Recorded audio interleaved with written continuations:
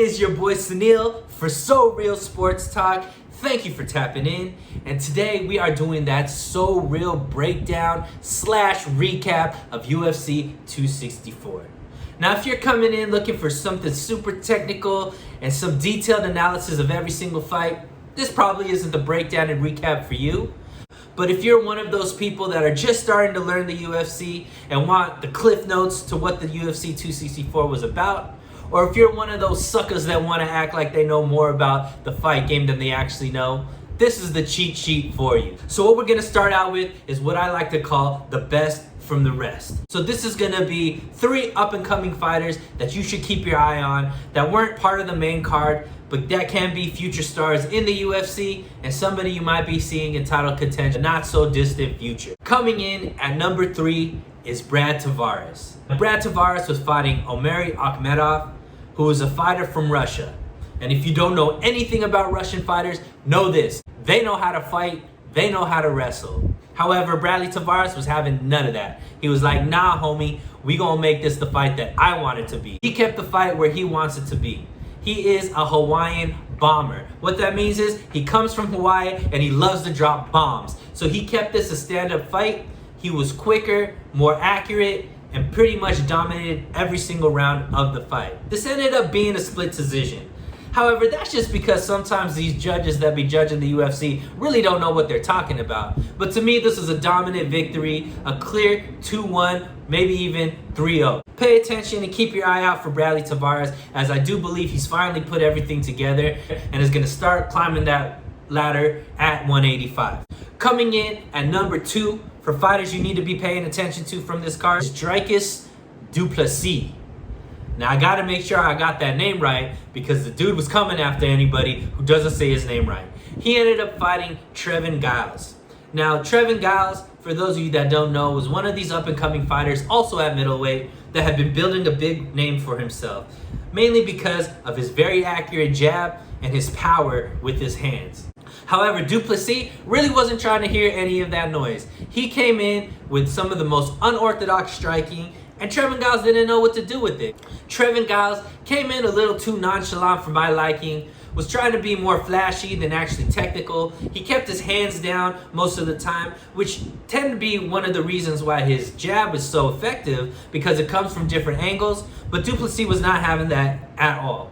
He basically told Trevin Giles, you keep your hands down, I'm gonna put your man down. And that's exactly what happened. In the second round, Trevin Giles made a little bit of a mistake. Du Plessis made sure to take advantage and knocked him out. It was one of the cleanest knockouts of the night and put du Plessis on that fast track to really start making a name for himself in the middleweight department. Du Plessis comes from South Africa.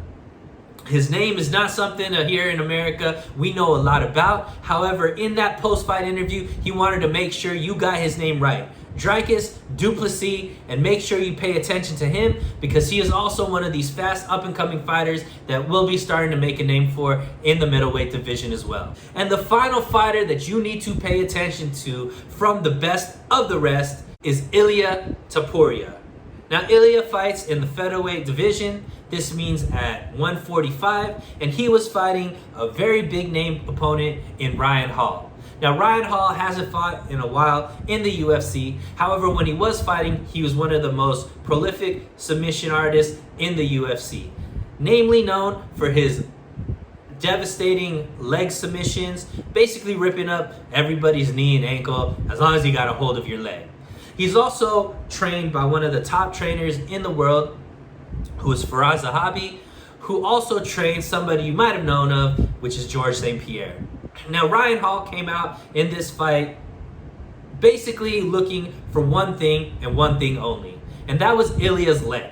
And the way that he decided to go about doing that is doing a whole bunch of front rolls / Eminari rolls, really looking to just grab Ilia's leg. And when I said he did a whole bunch of front rolls, I mean he did a whole bunch of front rolls. His whole game plan was front roll after front roll after front roll after front roll. And then he stood up for a little bit, and then guess what he did? Another front roll. But Ilia was having none of it. Ilya himself is a jiu-jitsu black belt. He understood everything that Ryan Hall was trying to do to him and made sure he got his leg out of any type of danger as soon as Ryan went for that move. In fact, Ilya also said, if you're going to keep doing this, I'm going to figure it out, and ended up cracking Ryan Hall very nicely, making him fall to the ground during one of these rolls. What Ilya did was trap his arm behind him and basically finish the fight with a whole bunch of hammer fists and strikes to the head. It was nasty. But the thing about Ilya you really need to pay attention to, this is an undefeated fighter who is finishing people in amazing ways, and definitely Ryan Hall was a test for him as far as the biggest name that he had fought up until that point, and he finished him in the first round.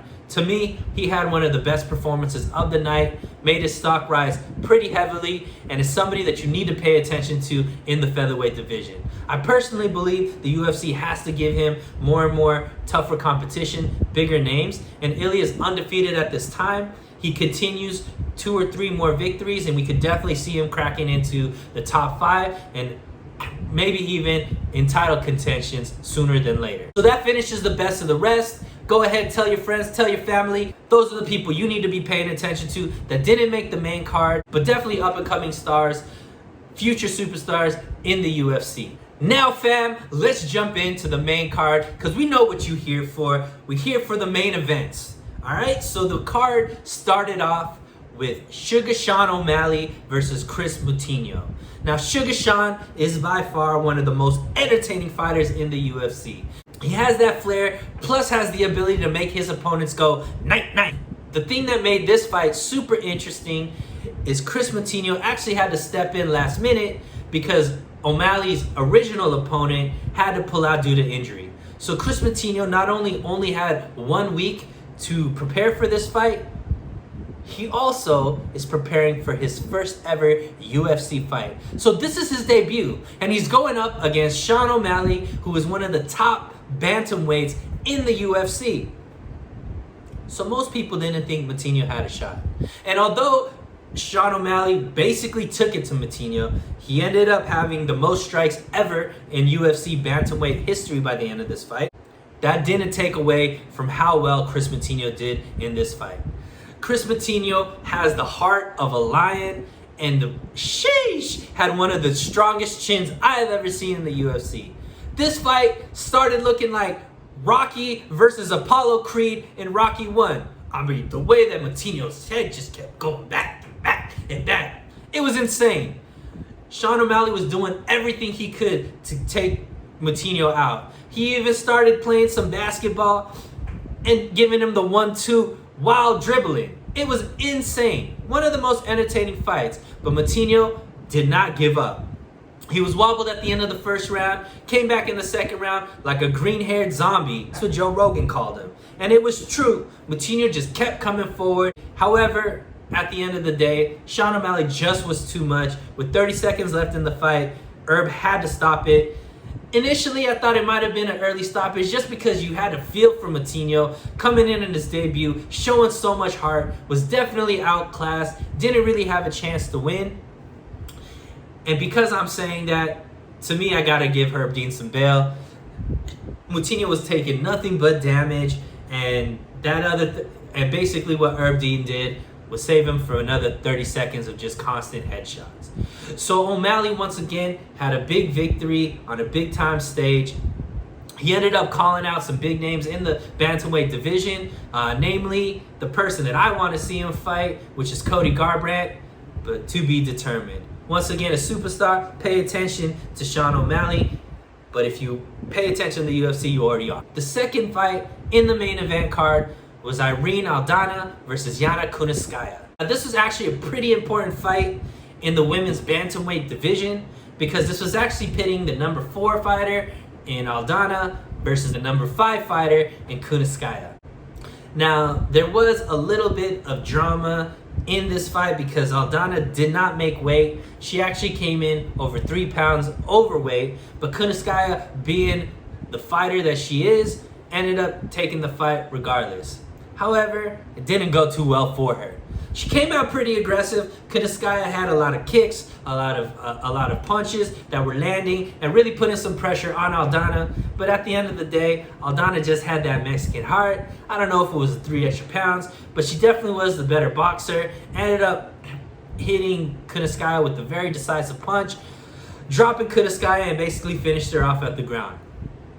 To me, Aldana was my favorite going into the fight, but I do feel some type of way about people not making weight. You know, obviously you have a job to do. You're getting paid a lot of money to be able to do that, and just your profession requires you to be able to make weight. It is a little bit unfair that one fighter is going through that extra dehydration and that extra work to take off the extra pounds, and coming in overweight does take a little bit away from the victory. But nonetheless, Aldana is a very good striker. If it stays on the feet, Aldana can pretty much beat almost anybody outside of obviously the champ Nunes. But we'll see what ends up happening with her, if the UFC actually rewards her for this victory, or if they take into consideration that she actually missed weight and punish her by giving her another fight outside of contenders. Next fight was one of the most exciting fights on the card. Going into it, it was a bout with big heavyweights. And when I say big, I'm talking these are some big boys. And that is Tuivasa versus Greg Hardy. Some of you that aren't used to the UFC may know the name Greg Hardy because he used to play in the NFL for the Dallas Cowboys. Tuivasa is one of the big fan favorites in the UFC. He has a great personality and the skill to back it up. And when I'm saying these are two big boys, I'm saying these are two big boys. Nobody expected this fight to go too long, and they didn't disappoint. The fight started with Tuivasa actually taking control with a lot of leg kicks. Greg Hardy really didn't know how to check them or what to do. He was pretty off balance, but somehow Greg Hardy actually got in a really decent punch that wobbled Tuivasa. Greg Hardy saw blood in the water, went in to try to finish the job, but Tuivasa was too smart, too skilled, and was able to land a vicious punch that basically, maybe we should call it the Medusa punch, because it froze Greg Hardy and then he ended up crumbling to the ground where Tuivasa was able to basically finish him. But Greg Hardy was out on his feet after that punch. I mean, he went boom, and Greg Hardy was like, it was nuts. And then Tuivasa went on to have the best celebration of anybody on UFC 264. Basically jumping on the fence, grabbing somebody's shoe and a beer, pouring it in, and chugging that mo. Oh my God, he drank so many beers on his way out. It was insane. There's no way that big boy was sober going back into the locker room. He also had one of the best post-fight interviews with Joe Rogan. Overall, very entertaining. Tuivasa is a name that we need to be paying attention to. It's time for him to move up into the next realm of the heavyweights and start seeing some bigger name fighters to see if Tuivasa is the real deal. The next fight was the co-main event. This fight was between Gilbert Burns and Stephen Wonderboy Thompson. Now, this was a very interesting welterweight fight. The reason being, these are two fighters that are actually in the top 5 that are trying to get into title contention. So Burns actually just coming off of a loss to Kamaru Usman in a title fight. So he is looking for his way to get back into contention. Stephen Wonderboy Thompson has fought a few times for the title in the past, obviously never being able to win. He has strung together some good fights, some good wins against up-and-coming fighters, but this was going to be his opportunity to really stamp his name in the welterweight division and get into that title contention. So this was a very important fight.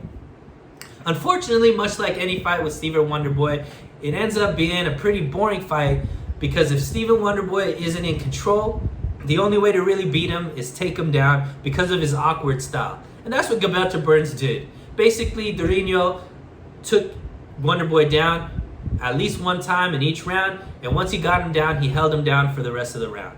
It ended up being a pretty boring fight. However, Burns ended up dominating and getting a clear victory by decision.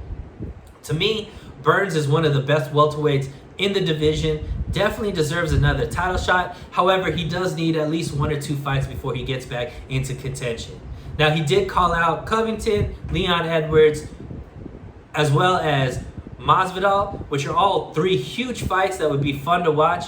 In my humble opinion, I believe that whomever isn't fighting Usman next out of Leon Edwards and Colby Covington should be Durinho's next competitor. And that way they could really figure out who's going to be the next #1 contender after Usman defends his title to the other opponent. Now comes time for the fight that you all been waiting for. The fight that everybody was tuned into. The rubber match in the trilogy versus Dustin Porier versus Connor McGregor.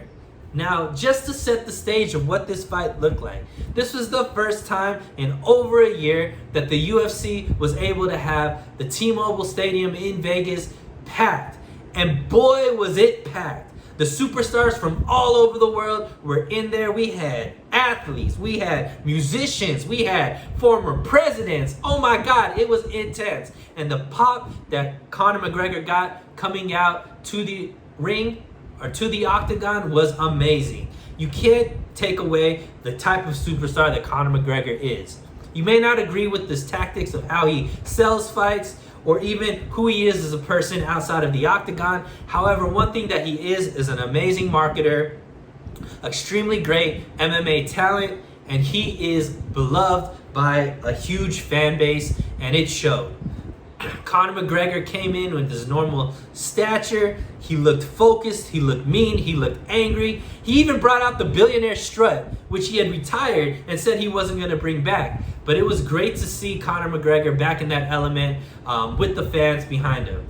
Dustin Porier walked out to the octagon in his normal happy-go-lucky style. Definitely was soaking in the moment, had a big smile on his face, did not look stressed, did not look like anything was affecting him, looked like he was a champion in the making. Now, these guys definitely don't like each other, and it showed before the fight and after the fight. Obviously, the fight itself was pretty entertaining.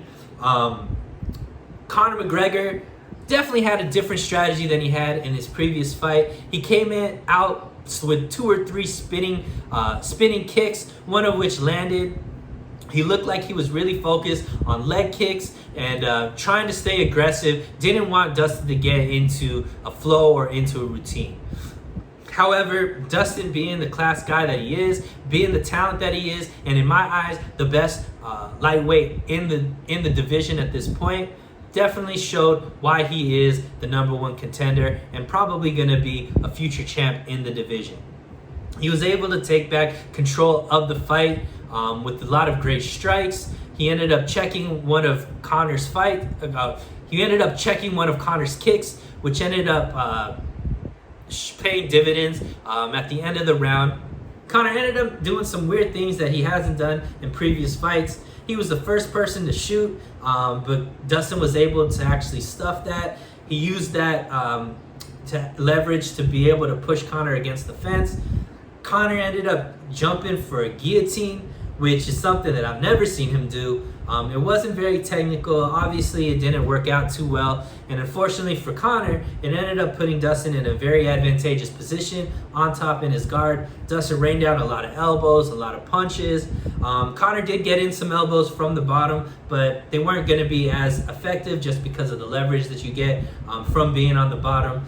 Conor tried to stay aggressive, definitely threw a lot of up kicks. Dustin ended up letting Conor up because, according to Dustin, Conor was cheating by grabbing the gloves and basically pulling Dustin into some of those up kicks, which ended up making them both stand. And that's when the fight basically got finished. Both through punches. Conor ended up stepping really weird and twisting his back angle to the point that it actually snapped the bone. Obviously, he couldn't stand at that point. Dustin ended up getting in a lot of good punches at the end of the round. And when the bell rang, it was clear to see that Conor couldn't end up finishing the fight due to his ankle or his tibia being broken. It was a gruesome injury. Definitely not the way we want to see people go out. Not the way we wanted to see the fight end. Definitely a lot of questions still for Conor fans and UFC fans overall. However, in my opinion, that first round was a pretty dominant round for Dustin. The judges ended up agreeing with me. 2 out of the 3 judges basically scored the fight 10-8, which meant that Conor had a lot of work to do to be able to win that fight. Now, does that mean that Connor couldn't come back and actually get the victory? Absolutely. Connor does have the ability to have one-punch knockout power. However, in my opinion, Dustin Porier is just the man at this point when it comes to lightweights. He's too good. He's been active, and he has a sense of himself and confidence that really can't be shook. So it ended up being a victory for Dustin due to doctor stoppage. You know, prayers up to Connor. We definitely don't want to see him injured. Obviously, this injury means he's going to be on the shelf for a while if he ever comes back. Hopefully, we do get to see Connor again. They were talking about a Connor-Dustin rematch. We'll see if that ends up happening. These guys do not like each other at all. The post-fight interview with Dustin wanted all the smoke. He was cursing out anybody that wanted it. Still kept talking trash to Connor, even though Connor was on the ground with a broken leg. Connor was giving it right back. Dustin's wife was flipping Connor off. Oh my God, it was bedlam. Definitely a crazy fight. But what do you expect from a Connor McGregor fight? There's always going to be chaos and drama at the end of it if it was a good fight.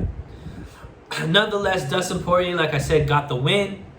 He's going to be fighting Oliveira for the title probably later on this year. And, you know, we got what we paid for. Definitely chaos, definitely entertainment, and altogether, overall, a great UFC 264 card.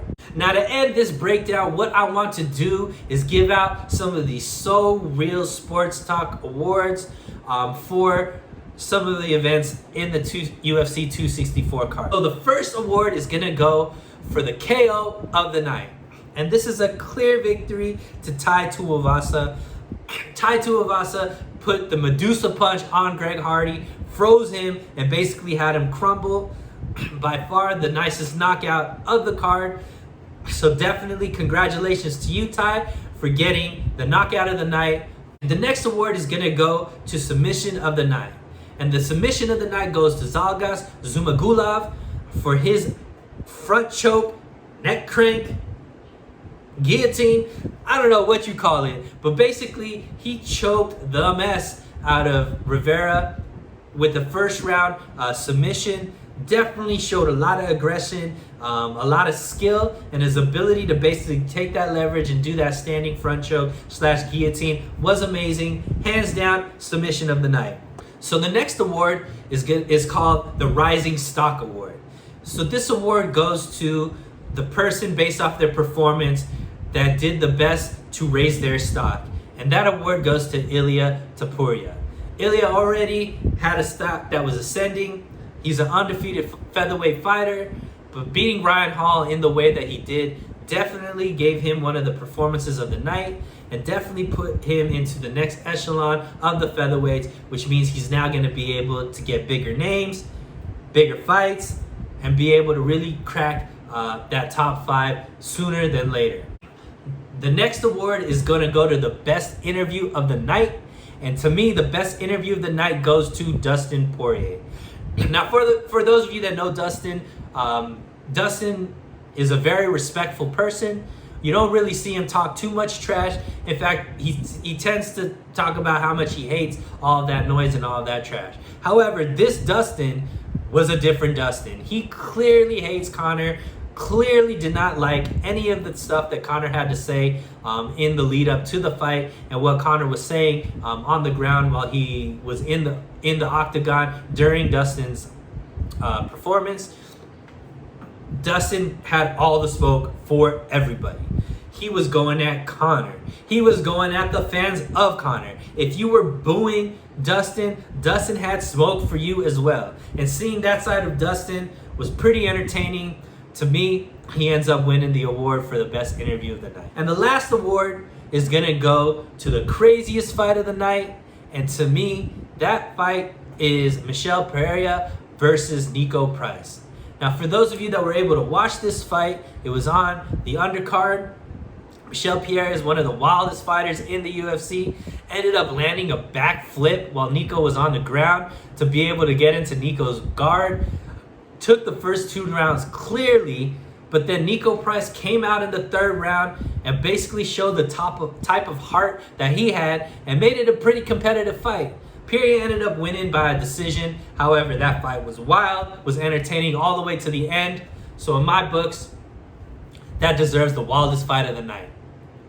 So there you have it, fam. That is the UFC 264 So Real breakdown. I hope you enjoyed it. If you did, please feel free to like, subscribe, comment. Love to hear what you guys think about it. And please stay tuned for more breakdowns and more content on the channel. If you guys have anything you want to see me talk about, please feel free to put that in the comment box. But until next time, keep it so real.